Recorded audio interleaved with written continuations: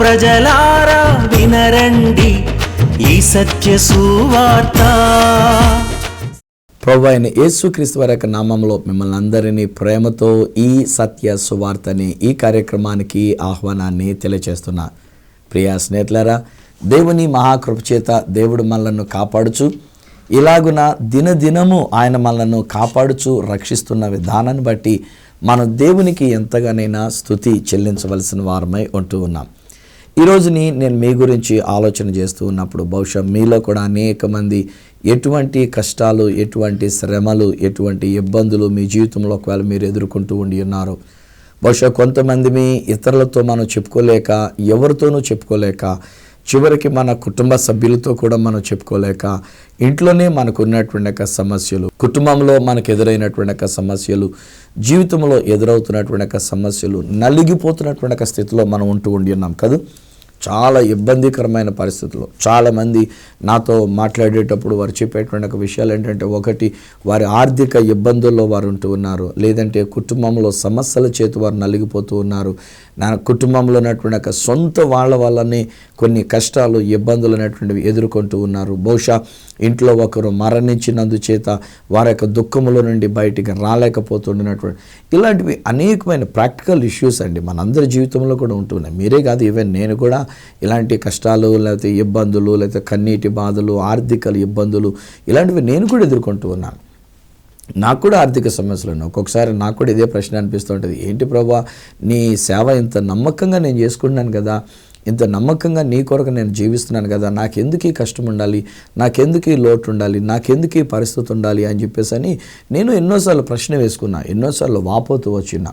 కానీ ఈ దినాన్ని దేవుని యొక్క మాటలో నుంచి, ఒక అన్యుడైన రాజు పలికిన ఒక మాటలో నుంచి ఈ సత్య సువార్త నేను మీతో పంచుకోవాలని ఆశపడుతున్నా.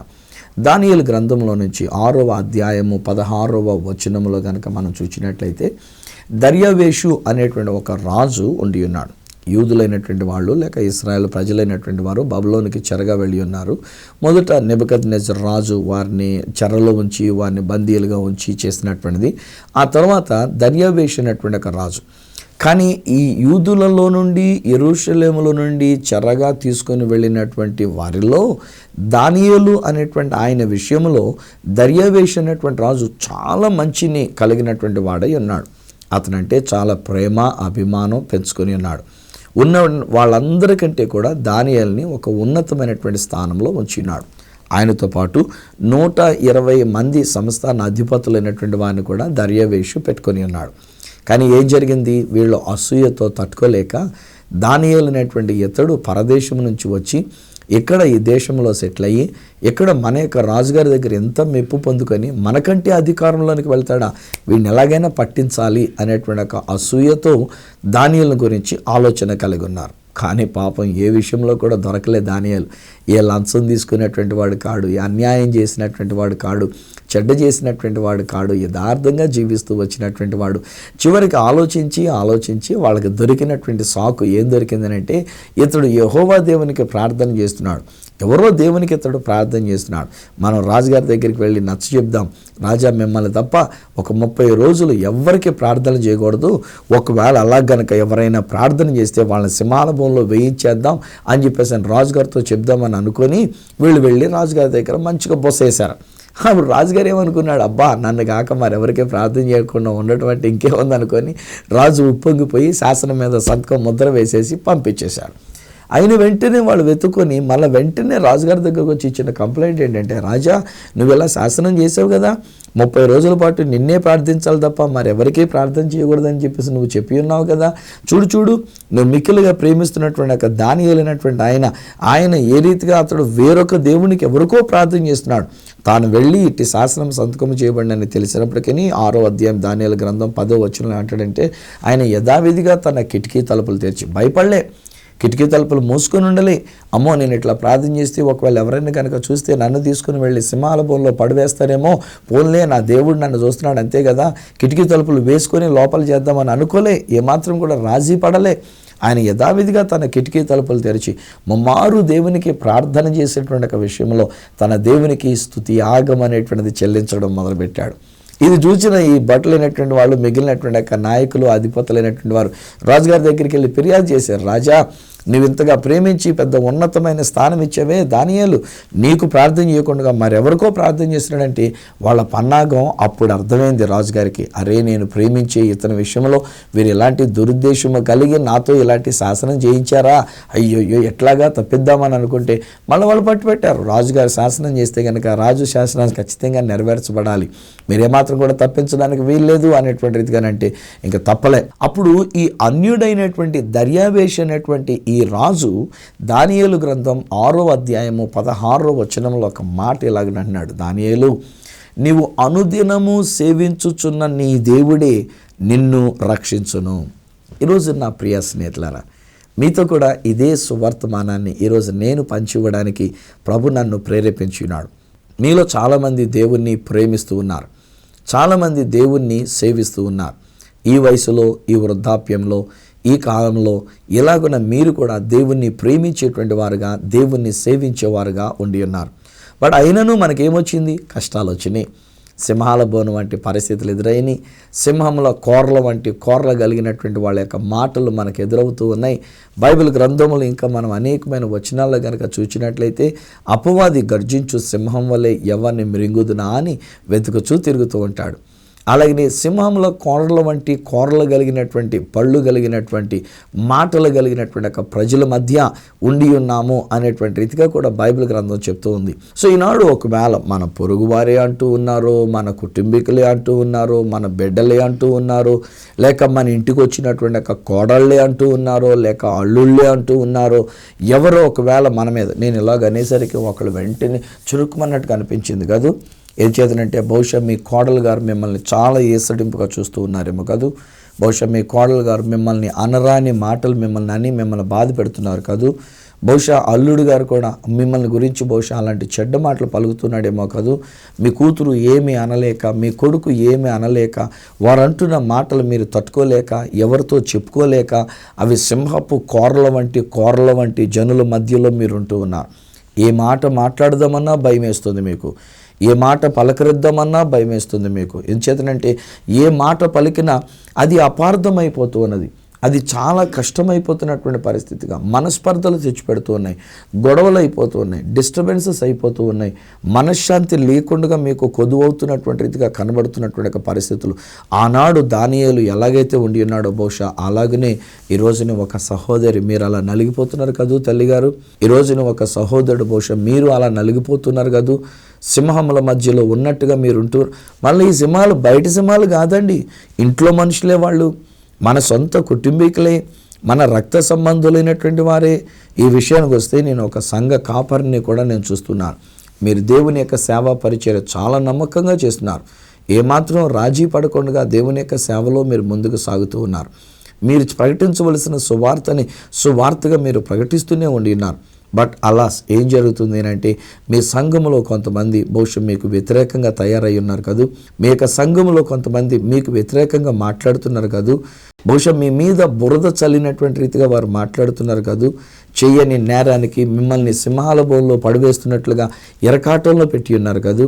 కష్టాల పాలు చేసి ఉన్నారు కదూ. బహుశా ఒక దైవ సేవకుడైతే నేను ఇక ఈ ఊర్లోనే ఉండనండి, నేను ఈ ఊరు విడిచిపెట్టి వెళ్ళిపోతానండి, నేను ఇక సంఘం విడిచిపెట్టి వెళ్ళిపోతానండి, ఈ సంఘంలో నేను ఇక సేవ చేయలేనండి అనే తీర్మానానికి వచ్చేసారు. బ్రదర్, మీ గురించి ప్రభు మాట్లాడుతున్నాడు. Don't worry. ఒక అన్యుడైన రాజండి, యేసు ప్రభుని లేక యెహోవా దేవుణ్ణి ఎరగని రాజండి, దర్యావేషినటువంటి ఒక రాజు, ఆ రాజు మాట్లాడుతున్న మాటను వినండి. నేను ప్రకటించే ఈ సత్య సువార్త అదేంటంటే, ఆ రాజు అంటూ ఉన్నాడు, నీవు అనుదినము సేవించుచున్న నీ దేవుడే నిన్ను రక్షించును. అనుదినము నీవు సేవించుచున్న నీ దేవుడే. ఈరోజు నేను అంటాను స్నేహితులారా, whatever the situation you may be facing, ఎలాంటి పరిస్థితులు ఒకవేళ మీరు ఎదుర్కొంటూ ఉన్నా, ఈరోజు నేను ఇలా చూస్తుంటే ఒక మంచి విద్యావంతులైనటువంటి ఒక వ్యక్తి, మీరు చాలా నలిగిపోతున్నారు, చాలా హుందాగా మీరు జీవించారు, గౌరవంగా మీరు జీవించారు, ఎవరి దగ్గర మీరు ఏమాత్రం కూడా లొంగిపోకుండా ఉన్నట్టుగా మీరు జీవించారు. కానీ ఈరోజు మీ ఇంట్లోనే మీరు అణిగిమేనుకుంటున్నట్టుగా ఉంటూ ఉన్నారు. మీ విద్య, మీ యొక్క హోదా, మీరు ఎంత ఉన్నతమైన స్థితిలో జీవించింది అదంతా ఒక ప్రక్కకు పోయింది. బహుశా ఈ దినాన్ని మీ కుటుంబంలో మీరు ఎంతో నలిగిపోతూ సింహాల మధ్యలో కుక్కిన పేనులాగా అలాగా అణిగిమెనిగినట్టుగా ఒకవేళ మీరు ఇంట్లో ఉంటూ ఉన్నారేమో. Don't worry. ఈరోజు నా దేవుడు నాకు ఇచ్చిన వాగ్దానం ఏంటంటే, మనము సేవించుచున్న దేవుడు, అనుదినము సేవించుచున్న దేవుడు. శాసనము సంతకము చేయబడినని తెలిసిన దానియేలు చేసినటువంటి ఒక పని ఏంటంటే, తన దేవునిని సేవిస్తూ, తన దేవునిని ప్రార్థించుకుంటూ, తన దేవునికి స్తుత్యాగం చెల్లించుకుంటూ, అనుదినము ప్రార్థించిన ప్రకారంగా తన దేవునికి మొర్రపెడుతూ వచ్చినాడు. అందుకే రాజు అంటాడు, ఓ దానియేలు, నీవు అనుదినము సేవించుచున్న నీ దేవుడి నిన్ను రక్షించును. సరే, తీసుకెళ్ళి సింహాల బోన్లో వేసేశారు పాపం. తర్వాత ఇంటికి వచ్చాడు రాజుగారు. అక్కడ వాయిద్యం వాయించేటువంటి వాళ్ళందరినీ వద్దురపై ఈరోజు నాకు ఎవడు వాయిద్యం వాయించక్కర్లేదన్నాడు, నాకు సంగీతమే అక్కర్లేదన్నాడు. పైపెచ్చు ఉపవాసం ఉండి ఉన్నాడంటే అండి, ఆయన అన్నం తినడం కూడా మానేశాడు. అయ్యో దానియేలుకి ఏమవుతుందో, సింహాల బోనులో వేసేసని, అనవసరంగా నేను బుద్ధి తక్కువే, నేను శాస్త్రం చేశాని, నేను ఈ విషయాన్ని అర్థం చేసుకోలేకపోయాని, ఇతని మీద పన్నాగంతో వీళ్ళు ఎలా చేస్తున్నారనేటువంటి విషయం, వాళ్ళ యొక్క ద్వేషం, వాళ్ళ యొక్క అసూయ, వాళ్ళకు ఉన్నటువంటి ఒక పన్నాగం, ఇది నేను గ్రహించలేకపోయాని, అయ్యో నా యొక్క మిత్రుడైనటువంటి ఒక దానియేలుని నేను ఆ యొక్క సింహాల బోనులో పడవేసి వచ్చాను అనుకొని ఆ రాత్రంతా ఉపవాసం ఉన్నాడు, ఏమీ తినలేదు. వాయిద్యాలు వాయించడంలో ప్రక్కన పెట్టేశాడు, సంగీతం వాయించడంలో ప్రక్కన పెట్టేశాడు, చక్కని కళాకారులందరినో ప్రక్కన పెట్టేశాడు. ఆ రాత్రంతా నిద్ర పట్టలే. తెల్లవారుతుందనేసరికి పరిగెత్తుకుంటూ వెళ్ళిపోయాడంట, త్వరగా వెళ్ళిపోయాడంట అక్క గుహ దగ్గరికి. ఒక రాజు వెళ్ళాల్సిన అవసరం లేదు, భటులనైనా పంపించవచ్చు, కానీ తానే స్వయంగా వెళ్ళిపోయి అక్కడ అడుగుతున్నాడు కదా, దానియేలు, నువ్వు నిత్యము సేవించుచున్న నీ దేవుడు నిన్ను రక్షింపగలిగినా? అసలు ఆ ప్రశ్నలోనే ఈ రాజుగారికి ఉన్న విశ్వాసం కనబడుతుందండి నాకు. ఒక అన్యుడైనటువంటి రాజు ఇలా వెళ్ళి అక్కడ కేక వేసి పిలుస్తున్నాడు అని అంటే, ఎక్కడో తన మనసులో ఈ దానియేలు సేవించుచున్న దేవుడు దానియేలుని రక్షించగలడని నమ్మకం ఆ రాజుగారి యొక్క జీవితంలో కనబడుతోంది.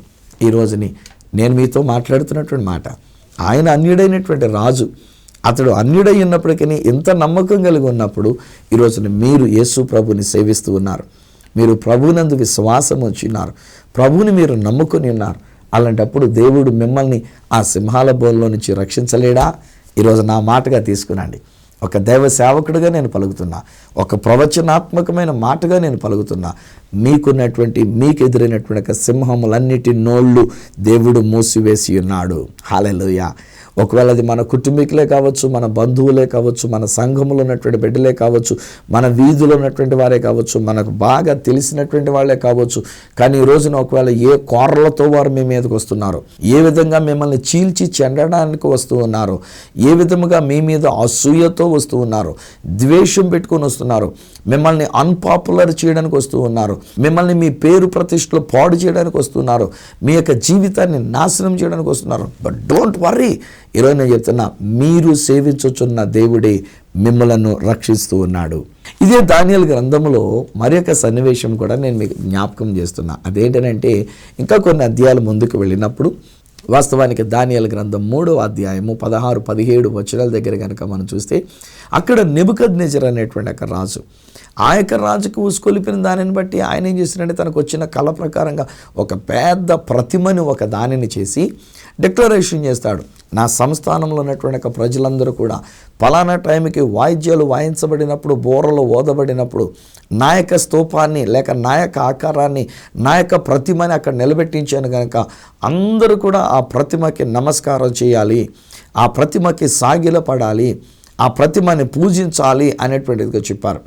కానీ వీళ్ళు యూదులైనటువంటి యవనస్తులు, షద్రాక్, మేషక్, అబేద్నెగో అనేటువంటి ఈ ముగ్గురు యవనస్తుల గురించి అక్కడ వ్రాయబడినది.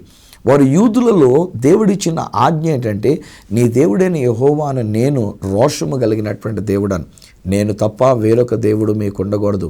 పైన ఆకాశం అందే కానీ, క్రింద భూమి అందే కానీ, భూమి క్రింద నుండి నీళ్ల అందే కానీ దేని రూపమునైనను మీరు చేసుకొనకూడదు, దానికి సాగిలపడకూడదు, దానిని పూజింపకూడదు అని మొదటి ఆజ్ఞగా దేవుడు ఇశ్రాయేలీయులైనటువంటి వారికి ఇచ్చిన ఆజ్ఞ.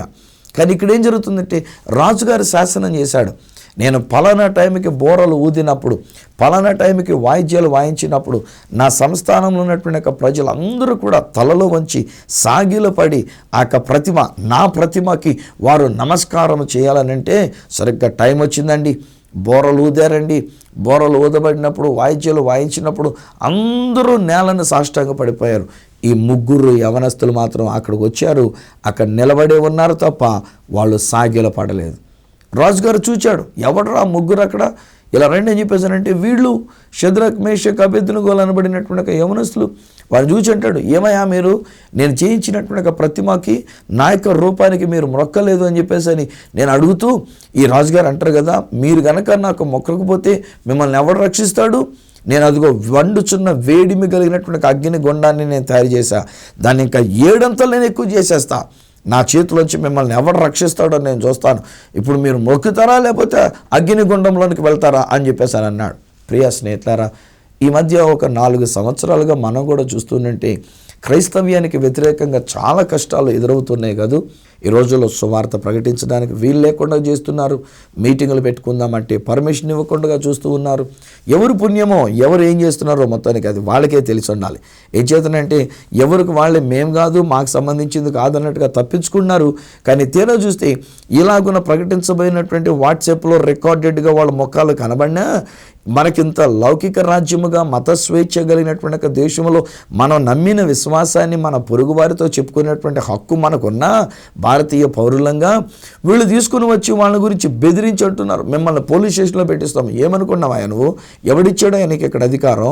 ఎవడు నీకు పర్మిషన్ ఇచ్చాడా? చించేయి, ఆ బోర్డు చించేయి, ఆ గొడవరాన్ని తీసేయి, అక్కడ చర్చిని తీసేయి, నువ్వు ఇక్కడ సువార్త ప్రకటించడానికి వీల్లేదు, నువ్వు ఈ ఊర్లో ఉండడానికి వీల్లేదు, మీరు ఇలా కరపత్రికలు పంచిపెట్టడానికి వీల్లేదు, మీరు ఇలా బైబిల్ పంచిపెట్టడానికి వీల్లేదు, మీరు ఇలా చేశారంటే కనుక పోలీస్ స్టేషన్లో పెట్టించేస్తామని చెప్పి బెదిరిస్తున్నటువంటి వారి యొక్క వాట్సాప్ గ్రూపులలో వస్తున్నటువంటి ఒక వీడియోలో వాళ్ళ ముఖాలు కనబడుతున్నా ప్రభుత్వము ఏమీ చేయట్లే, ప్రభుత్వ అధికారులు ఏమీ చేయట్లే. ఎక్కడి నుంచి వచ్చిందో తెలియట్లే. ఇంతకు మునుపు లేనంత భయంకరమైనటువంటి ఒక వ్యతిరేకత ఆనాడు నెబుకద్నెజర్ రాజు దగ్గర జరిగినటువంటి రీతిగా వస్తూ ఉంది. ఈ రోజుల్లో పాపం కొంతమంది మిమ్మల్ని అలా పోలీస్ స్టేషన్లో పెట్టేస్తాం, డామ్ డేమ్ టపకాయ అని చెప్పేసానంటే వీళ్ళు కూడా బెదిరిపోయి సారీ అండి మీరు చెప్పినట్టే చేస్తామండి, సరేనండి, ఇక మీదట మేము అసలు ఏమి చేయమండి అని వీళ్ళు కూడా తోకముచ్చుకొని వెళ్తున్నారు. అరే ఏదండి రోషం? మన దేవుని కొరకు ఇక్కడ షద్రక్ మేషక్ అబేద్నెగోలు పలికినటువంటి ఒక మాటలేని తెలుసండి, రాజా అని కూడా పిలవలే. చూడండి, అక్కడ రాజా అని కూడా పిలవలే. వాళ్ళు ఏమన్నారంటే అక్కడ 3వ అధ్యాయం 16-17 వచనాల్లో ఓ నెబుకద్నెజరు పేరు పెట్టి పిలిచి మాట్లాడుతున్నారు. ఓ నెబుకద్నెజరు, ఈ విషయంలో అసలు నీకు ప్రత్యుత్తరం ఇవ్వవలసిన చింత మాకు లేదయ్యా. మేము సేవించుచున్న దేవుడు మండుచున్న ఈ వేడిమి గల అగ్ని గుండములో నుండి మమ్మల్ని రక్షించడానికి సమర్థుడు. ఒకవేళ రక్షింపకపోయినా, ఇన్ అదర్ వర్డ్స్ రక్షింపలేకపోవడం కాదు మన దేవుడు. ఈరోజు నేను చెప్తున్నాను స్నేహితులారా, మీరు సేవించుచున్న దేవుడు సింహముల నోటుల నుండి మిమ్మల్ని రక్షించిన దేవుడు, రక్షిస్తాడు కాదు. మీరు సేవించుచున్నటువంటి ఒక దేవుడు అగ్ని గుండములో నుంచి మనల్ని రక్షించిన దేవుడు. ఇది నేను ప్రకటిస్తున్నటువంటి ఒక దేవుని యొక్క మాట. ఈరోజు నేను ఒక్కడనే ప్రయాణాలు చేస్తున్నా, ఒక్కడనే దేశమంతా తిరుగుతున్నా, ఒక్కడనే అనేకమైన దేశాలకు నేను దేవుడిని తీసుకొని వెళ్తూ ఉన్నాడు. ఈరోజు నేను సెక్యూరిటీలు పెట్టుకోలే, నాకు గన్మెన్లు నేను పెట్టుకోలే, దేవుని యొక్క సేవకునిగా నా చుట్టూరు ఇటు ఒక నలుగురు అటు ఒక నలుగురు అన్నట్టుగా కండలు తిరిగినటువంటి వాళ్ళని పెట్టుకోలే, అక్కర్లేదు కూడానండి. నాకు నా దేవుడే నాకు తోడై ఉన్నాడు. నేను సేవించుచున్న దేవుడు నన్ను రక్షించగలిగినటువంటి ఒక దేవుడు. నేను సేవించుచున్న దేవుడు తన దూతలకు ఆజ్ఞాపించి నన్ను రక్షించడానికి ఆల్రెడీ పెట్టేశాడు అక్కడ దూతల్ని. కనబడని మాటుగాండ్రైనటువంటి ఒక దూతలు అనేక మంది నా చుట్టూ ఉండి ఉన్నారు. దేవుని దూతలు నా చుట్టూ ఉండి ఉన్నారు. మోరోవర్ నేను కూడా ఏమంటానంటే, నేను వాళ్ళని గురించి వేరొక రకంగా ఎవరి గురించి మాట్లాడేదానికంటే నా దేవుని మంచితనాన్నే నేను ప్రకటిస్తాను, నా దేవుని యొక్క ప్రేమనే నేను ప్రకటిస్తాను, నా దేవుడు చేసిన బలియాగానే నేను ప్రకటిస్తాను, నా దేవుడు చూపించిన ప్రేమనే నేను తెలియజేస్తాను. ఆటోమేటిక్గా నా దేశ ప్రజలు, నా తెలుగు ప్రజలైనటువంటి వారు నేను చెప్తున్న ఈ సత్య సువార్తని ఆలకించి వారి జీవితాల్లో అద్భుతాలని వారు పొందుకుంటున్నారు. ఈరోజు నేను చెప్పగలిగినటువంటి మాట, ఏమో ఒకవేళ క్రైస్తవేతరులైనటువంటి ఒక సహోదరుడు క్రైస్తవేతరులైనటువంటి ఒక సహోదరి, బహుశా క్రీస్తుకు విరుద్ధంగా ఉండినటువంటి వారు, దేవుని యొక్క సంఘానికి విరుద్ధంగా పనిచేస్తున్నటువంటి వారు, బహుశా సంఘాన్ని హింసిస్తున్నటువంటి వారు, క్రైస్తవులను హింసించినటువంటి వారు, ఇలాంటి సేవకులైనటువంటి వారిని హింసించినటువంటి వారు, కొట్టినటువంటి వారు, తిట్టినటువంటి వారు, బైబిళ్ళు కాల్చినటువంటి వారు బహుశా ఒకరు ఈ నా కార్యక్రమాన్ని చూస్తుంటే వారు కూడా నేను చెప్తున్నా, బ్రదర్, సిస్టర్ గారు, బహుశా మీరు కూడా అగ్ని వంటి శ్రమల గుండా మీరు వెళుతున్నారా? షద్రక్, మేషక్, అబేద్నెగో అయినటువంటి వారిని ఆ అగ్ని గుండంలో పడవేశారు, ఏడింతలు చేసి మరి పడవేశారు. వాళ్ళను పడవేసినటువంటి వాళ్ళు చచ్చిపోయారు. పడవేయబడినటువంటి యొక్క ముగ్గురు యవనస్తులతో దేవుడే వారి మధ్యలోనికి వచ్చి వారి మధ్యలో సంచరిస్తుంటుండగా అగ్ని గుండములో నుండి వారు కట్టినటువంటి తాళ్ళు కాలిని వాళ్ళ చర్మం గాలలే.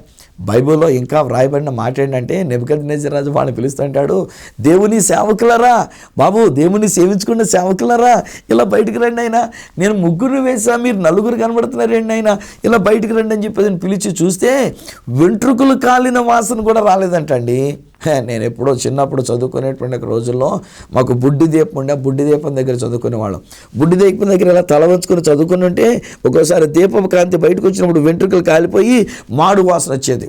అవి ఒక్కొక్కసారి కాలడానికి కూడా ఒక్కొక్కసారి అలా పెట్టుకొని అదొక సరదాగా కాలిపించుకొని దాని వాసన వస్తున్నటువంటి ప్రకారంగా నలిపేసి అలా చేస్తుండేవాళ్ళం చిన్నప్పటి రోజుల్లోని. చిన్న సులువుగా అంత మంట దగ్గరికి రాకపోయినా ఆ సెగ, ఆ పొగ, దానికే వెంట్రుకలు కాలిపోయేటువంటి విషయంలో దాదాపు 7 అంతలు అధికము చేయగా దానిలోనికి విసిరినటువంటి వాళ్ళే చనిపోయేటంతటి వేడిమి ఉండగా లోపలికి వెళ్ళినటువంటి షద్రక్, మేషక్, అబేద్నెగోల యొక్క వెంట్రుకలు కూడా కాలలేదు అని అంటే అంతటి గొప్ప దేవుణ్ణి మనం సేవిస్తున్నాం. అమ్మా రే తల్లిగారు, మీకే నేను చెప్తున్నా, బ్రదర్ గారు మీకే నేను చెప్తున్నా, ఈ వయసులో మీకు ఎందుకండి ఆ కష్టాలు? ఈ వయసులో మీకు ఎందుకండి అంత వేదన?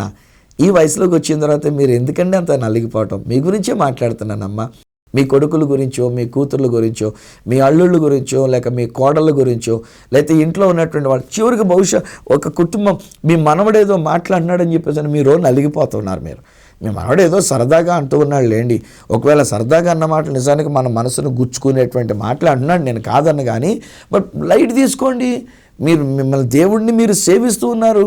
దేవుడు ఇలాంటి పరిస్థితుల నుంచి మనల్ని రక్షిస్తున్నానని చెప్పి ఉన్నాడు, రక్షించి ఉన్నాడు. ఇక్కడ 2 సన్నివేశాలు కూడా దానియేలు గ్రంథంలో మనం చూస్తే అక్కడ షద్రక్, మేషక్, అబేద్నెగో అయినటువంటి వారిని అగ్ని గుండములో నుంచి వాళ్ళని రక్షించాడు. అలాగనే దానియేలుని సింహాల బోనులో నుంచి రక్షించాడు. ఇక్కడ ఒక మాట చెప్పనా, ఒక అద్భుతమైనటువంటి సువార్త మీతో పంచుకోనా. నెబుకద్నెజర్ రాజు చేసినటువంటి ఒక పని ఏంటంటే, వాళ్ళని బయటకు తీసుకుని వచ్చిన తర్వాత వారు కాలిపోలేదు కనుక ఈసారి ఆయన శాసనం చేస్తాడు, ఈ షద్రక్, మేషక్, అబేద్నెగోలు సేవించుచున్న దేవుడు తప్ప మరి ఏ దేవుడు లేడని నేను తెలియజేస్తున్నా.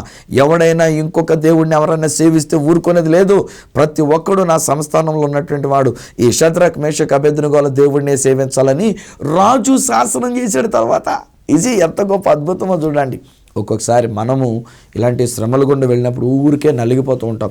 దేవుడా నువ్వు ఉన్నావా, అసలు ఎందుకు నాకు ఈ వయసులో ఈ కష్టాలు, ఎందుకు నాకు ఈ ఇబ్బందులు అని నలిగిపోతూ ఉంటాం. కానీ డోంట్ వర్రీ అమ్మా, బ్రదర్ గారు, డోంట్ వర్రీ. మీరు ఆ శ్రమల గుండా వెళ్ళినప్పుడే తర్వాత మన బిడ్డలు తెలుసుకుంటారు, మన కుటుంబాలు తెలుసుకుంటారు, మన సంఘంలో ఉన్న వాళ్ళు తెలుసుకుంటారు, మన సమాజంలో ఉన్న వాళ్ళు తెలుసుకుంటారు యేసే నిజమైన దేవుడని. వాళ్ళు కూడా యేసుని సేవించడానికి అనేటువంటి రీతిగా ముందుకు వస్తారు. దానియేలు గారిని సింహాల బోన్ నుంచి బయటికి తీసుకొని వచ్చిన తర్వాత దర్యావేసినటువంటి రాజు ఏం చేశాడు తెలుసండి? ఎవరైతే ఈయన మీద పన్నాగం పన్ని అసూయ పడినట్టుగా ఉండి ఈయన సింహాల బోన్లోనికి వెళ్ళేటందుకు కారకులయ్యారో ఆ 120 మంది అధిపతులను, వారి భార్యలను, వారి పిల్లల్ని, వాళ్ళందరినీ తీసుకొని ఆ యొక్క సింహాల బోన్లో పడవేశాడంట. ఆ తర్వాత దానియేలుని అందరికంటే ఇంకా అధికముగా ఆయన హెచ్చించినాడంట. నా ప్రియ స్నేహితులారా, డోంట్ వర్రీ, మీరు సేవించుచున్న దేవుడే మిమ్ములను సింహముల బోనులో నుండి, అగ్ని వంటి మహాశ్రమలో నుండి రక్షించగలిగిన దేవుడు, మిమ్ములను రక్షించిన దేవుడు. మనం చేయాల్సిన పనులు ఏంటంటే ఆ దేవునికి స్తుత్యాగం చేయడమే, ఆ దేవుని స్తుతించుకోవడమే. కలవరపడద్దమ్మా, ఏడవద్దండి, కన్నీరు పెట్టద్దండి. ఈరోజున మీ వయసులో ఇలాంటి పరిస్థితులు రాకూడదు నిజానికి చెప్పాలంటే. కానీ ఈ వయసులో ఒకవేళ మీకు ఇలాంటి పరిస్థితులు వచ్చినా కలవరపడద్దు. దానియేలు దేవుణ్ణి సేవించినట్లుగా, షద్రక్ మేషక్ అబేద్నెగోలు రోషము కలిగి దేవుని కొరకు నిలబడినట్లుగా మీరు సేవించుచున్న దేవుని కొరకు రోషము కలిగి ఉండండి. దేవుడే మీ ప్రతి పరిస్థితిని ఆయన మార్చివేయగలడు. మీ కుటుంబంలో ఉన్న స్థితిగతులను మార్చివేయగలడు. అదే అగ్నిగుండాన్ని చల్లని వెన్నెలగా మార్చివేయగలడు. అదే సింహాల నోళ్ళు ముయించేసి మనకి హాని చేయనివ్వకుండా చేయగలడు. పైపెచ్చు దాని తదనంతరం దేవుడు తానే దేవుడని అందరూ తన్ను సేవించాలనేటువంటిదిగా రాజులే శాసనం చేసేటట్టుగా అంతటి గొప్ప కార్యం మీ ద్వారానండి. బ్రదరు, మీ గురించి మాట్లాడుతున్నా. అమ్మా, సిస్టర్ గారు, మీ గురించి మాట్లాడుతున్నా. ఇకొద్దు, ఆపేయండి, ఊరుకోండి. మరీ ఇంకా చిన్నపిల్లలాగా అలా కన్నీరు పెడుతున్నారు. ఇప్పుడు ఇక మీదట ఆ శ్రమలు ఇక లేవు, ఇక మీదట ఆ సింహాలు ఇక లేవు. మీరు దేవుని యొక్క చేతుల్లో ఉన్నారు. మీరు సేవించుచున్న దేవుడు ఆయన మిమ్మల్ని రక్షించి ఉన్నాడు. తండ్రి, ఈ బిడ్డల కొరకు నీకు వందనాలు, ఈ కుటుంబం కొరకు నీకు వందనాలు నాయన. వారు నిన్ను సేవిస్తున్నారు నాయన. వారు నిన్ను సేవిస్తుంటుండగా వారికి ఎదురైన ప్రతి పరిస్థితుల నుంచి వారిని విడిపించిన దేవుడో, విడిపిస్తావు కాదు నాయన. ఒకవేళ ఇంకను వాళ్ళు ఆల్రెడీ సింహాల బోన్లో ఉన్నట్టుగా ఉండి ఉన్నారేమో, ఇప్పటికే వీరినైనా అగ్ని వంటి మహాశ్రమల గుండా వారు ఉండి ఉన్నారేమో. తమ సొంత వాళ్ళే వారిని శ్రమల పాలు చేస్తున్నారు, సొంత సంఘమే వాళ్ళని కష్టాలు పాలు చేస్తున్నారు. సింహముల వల్లే మీద పడుతూ ఉన్నారు నాయన. సొంత రక్త సంబంధులు బహుశా ఇంటికి వచ్చిన కోడండ్రో లేక అల్లుండ్రో లేక బిడ్డలో కుమారులో కుమార్తెలో వారు మాట్లాడుతున్నటువంటి మాటలు తట్టుకోలేక నలిగిపోతున్న ఈ తల్లి కొరకు నేను ప్రార్థిస్తున్నా. నలిగిపోతున్న ఈ తండ్రి కొరకు నేను ప్రార్థిస్తున్నా. నానా వ్యర్థంగా వీరు నలిగిపోతున్నారు. నిజానికి చెప్పాలంటే సింహముల నోళ్లను మీరు ముయించినారు నాయన. నిజానికి చెప్పాలంటే సత్య ప్రకారంగా ఆలోచిస్తే ఆ అగ్ని వంటి యొక్క మహాశ్రమల పరిస్థితిని మీరు వెన్నెలగా మార్చేశారు నాయన. వారు వింటరు కూడా కాలేదు అని అంటే, అబ్బా ఎంత గొప్ప అద్భుతం మీరు చేసిన దేవుడు. అది వీరి కొరకు నువ్వు చేశావు, ఈ కుటుంబం కొరకు నీవు చేశావు. Enough is enough daddy. ఇంతవరకు వారు కన్నీరు కార్చింది ఇక చాలు, ఇంతవరకు వారు వేదన పడింది ఇక చాలు, ఇంతవరకు వారు కష్టాలు అనుభవించింది ఇక చాలు, ఇంతవరకు నేను వారు ఏడ్చింది ఇక చాలు.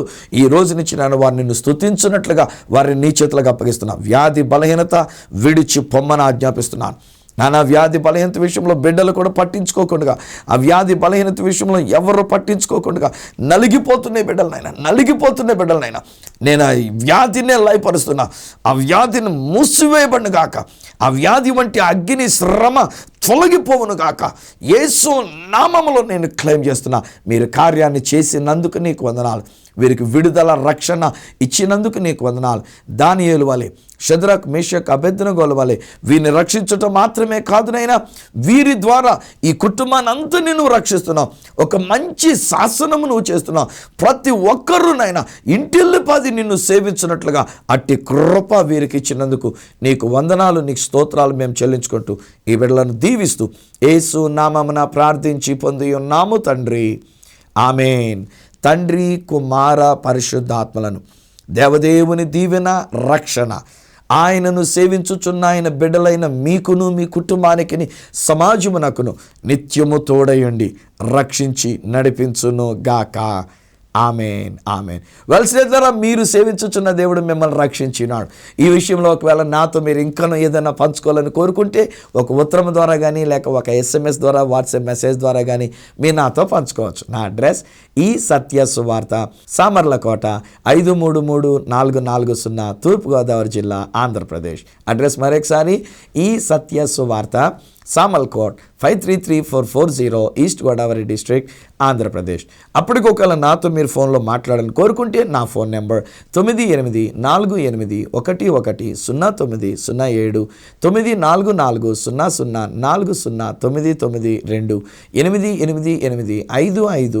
888855276662.